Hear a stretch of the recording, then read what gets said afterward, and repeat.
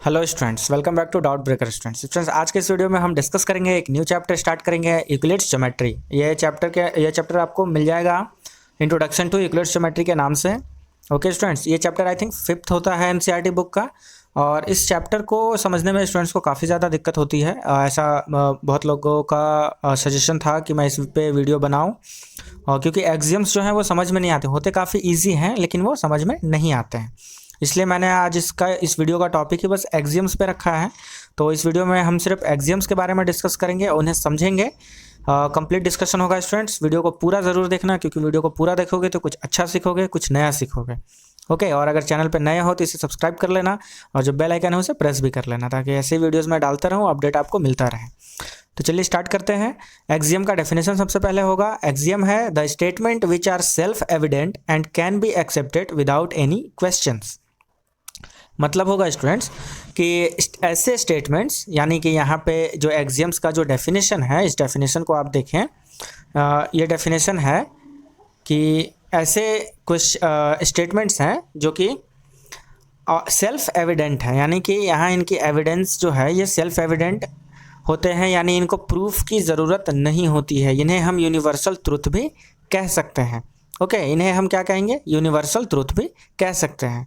तो और ये जो एक्सेप्टेड होते हैं, वर्ल्ड वाइड एक्सेप्टेड होते हैं, यूनिवर्सली एक्सेप्टेड होते हैं, और इन पे किसी तरह का क्वेश्चन अराइज नहीं किया जाता। ओके, इन पे किसी तरह का क्वेश्चन अराइज नहीं किया जा सकता या नहीं किया जाता है, तो इन्हें हम एक्सियम्स बोलेंगे। ये कोई सा भी स्टेटमेंट हो सकता है, ये कोई ज़रूरी नहीं कि ये सिर्फ मैथ्स में ही हो, साइंस में भी हो सकता है, कहीं भी हो सकता है। अगर इस टाइप का कुछ है, जितने भी यूनिवर्सल ट्रुथ हैं, आप ये कंक्लूजन ले सकते हो एक्सियम का कि जितने भी यूनिवर्सल ट्रुथ हैं वो सारे एक्सियम्स हैं, क्योंकि उनका प्रूफ एग्जिस्ट नहीं कर रहा है, बट वो होते हैं। ओके, नेक्स्ट हम लोग स्टार्ट करते हैं एक्सियम 1 से। तो एक्सियम 1 आप स्टूडेंट्स देखेंगे, एक्सियम 1 का कहना है कि things which are equal to same things are equal to one another.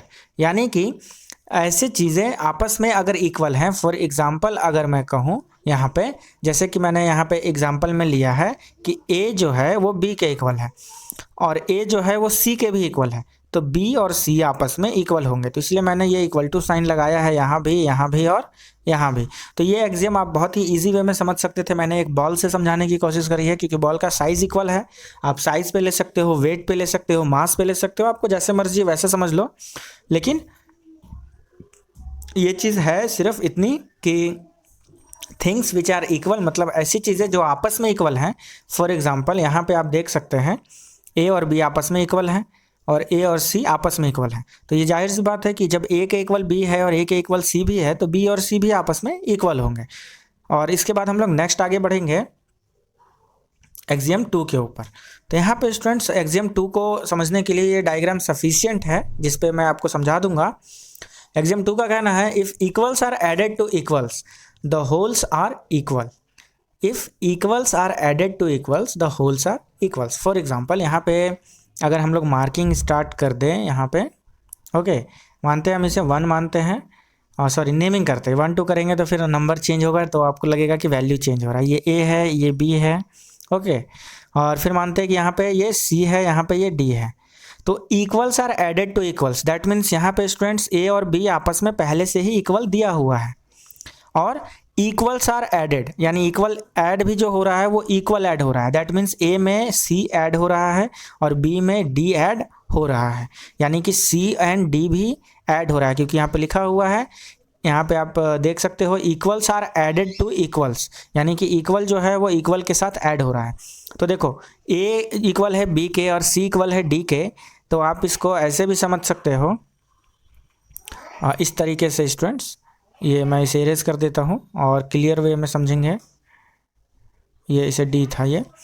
अगर हम ऐसे देखते हैं कि ए जो है वो इक्वल है बी के, और सी जो है वो इक्वल है डी के।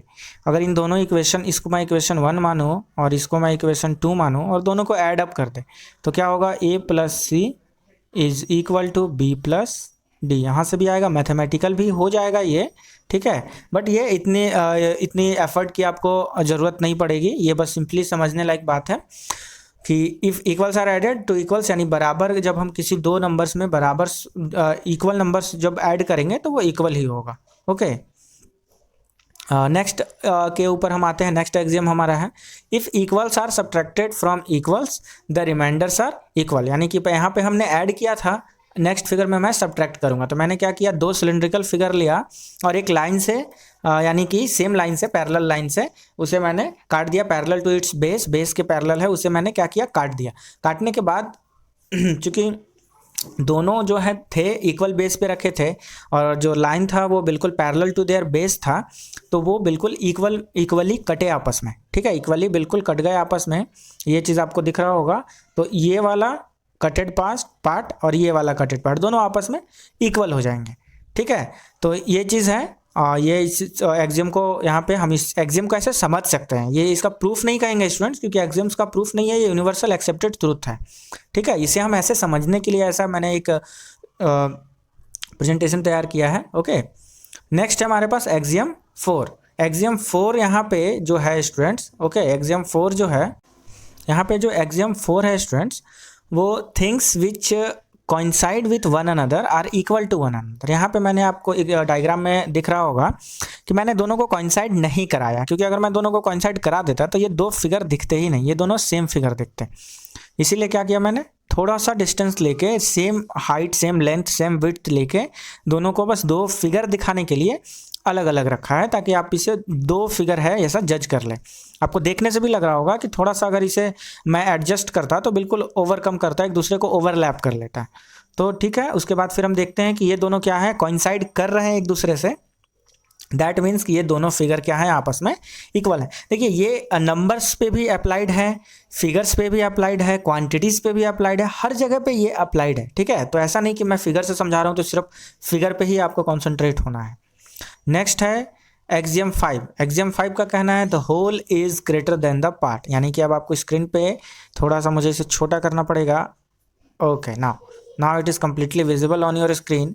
The whole is greater than the part, यानी कि जो होल, यानी जो पूरा है, ये एच वैल्यू वाला होल मत समझ लेना, ये होल है यानी पूरा जो भाग है यहाँ पे। Let me change the colour so it will be visible over here. Okay, so ये जो पूरा सर्कल है यहाँ पे, ये पूरे सर्कल को मैंने इतने पार्ट्स में डिवाइड किया। एक पार्ट ये है, एक पार्ट इधर का है, एक पार्ट इधर है, एक पार्ट ये है, ये है, ये है, ये है और ये है। तो इतने सारे पार्ट्स में मैंने इसे डिवाइड करने की कोशिश करी, लेकिन अभी भी हमें एक चीज़ देखने को मिल रहा है कि जो हमारा पूरा पार्ट था, जो होल पार्ट था, उससे इसका कोई भी एक पार्ट हम ले लें वो इससे छोटा ही होगा। तो ये एक्सियम 5 का कहना है। ओके, इसके बाद एक्सियम 6 का कहना है things which are double of the same things are equal to one another, यानी कि अगर कोई एक चीज़ है उसका डबल हम दो बार दो अलग अलग चीज़ों को कहें तो वो दोनों चीज़ें आपस में बराबर होंगी। जैसे फॉर एग्जांपल यहाँ पे एक बॉक्स दिख रहा होगा आपको, ये बॉक्स जो है एक इमेज में दो बॉक्सेस मैंने बनाई हैं। ओके, एक इमेज में दो बॉक्सेस बनाई हैं और इसके बाद आप देखेंगे, ओके, ये बॉक्स दिख रहा है, इसमें 4 बॉक्सेस हैं। Number of boxes in this image is 4 और यहाँ पे कितने हैं, 2, तो 2 का डबल हो गया 4। एक और इमेज है यहाँ पे, ये भी आपको दिख रहा होगा, ये वाला इमेज, यहाँ पे नंबर ऑफ बॉक्सेस कितने हैं, तो 4 और ये भी 2 का डबल है। अब आप देखो दोनों को काउंट करने जब आप बैठोगे तो क्या होगा, ये भी आपके 1 2 3 4 एंड 1 2 3 4, तो दोनों 4 बॉक्सेस के हैं, तो हम कह सकते हैं कि ये दोनों भी आपस में इक्वल हैं। तो ये था एक्सियम नंबर 6। और एक्सियम नंबर 7 भी उसी तरह से काफ़ी इजी है। Things which are half of the same things are equal to one another, यानी कि यहाँ पे डबल की बात की गई थी कि अगर किसी चीज़ को डबल कर दें तो वो दोनों आपस में बराबर होंगे, जबकि यहाँ पे बात कही जा रही है कि किसी चीज़ को हाफ कर दे। तो मुझे सर्कल ईजी लगा, आपको समझ में भी आएगा। एक सर्कल को आप देख सकते हो कि हम एक पेपर पे सर्कल ड्रॉ करके और उसे काट रहे हैं, फिर उस सर्कल को क्या किया, कलर कर दिया ग्रीन कलर शेड में, और फिर उसे हमने 2 अलग अलग सर्कल्स में बांट दिए। एक सर्कल आपका ये है, एक सर्कल आपका ये है, ये मतलब सेमी सर्कल है ये। ओके, एस सर्कल इसे बोलते हैं, सेमी सर्कल, ठीक है। ये कैसा सर्कल है, सेमी सर्कल। ओके, तो आप यहाँ पे देख सकते हो कि ये दोनों सेमी सर्कल जो हैं वो आपस में इक्वल हैं। क्लियर हो गया होगा स्टूडेंट्स। यहाँ पे क्या कहता है, ये things which are halves of the same things are equal to one another, यानी ये हाफ जो है हाँ, ये हाफ जो है इसी सर्कल का है और ये भी हाफ जो है इसी सर्कल का है, यानी इसी सर्कल के दो अलग अलग हाफ्स हैं, ये आधा आधा टुकड़ा है, तो ये आधा आधा टुकड़ा भी आपस में बराबर होगा, ये कहना है एक्सियम नंबर 7 का। तो होपफुली स्टूडेंट्स आपको सारे एक्सियम समझ में आ गए होंगे। नेक्स्ट वीडियो हमारा पोस्टुलेट्स पे होगा, और चैनल पे नए हैं तो चैनल को सब्सक्राइब कर लेना, और लाइक करना भूल जाते हो स्टूडेंट्स, आप वीडियो देखते हो बट लाइक नहीं करते हो, लाइक करते हुए जाना, अपने दोस्तों के साथ शेयर भी करना। Okay, thank you for watching, मिलते हैं नेक्स्ट वीडियो में।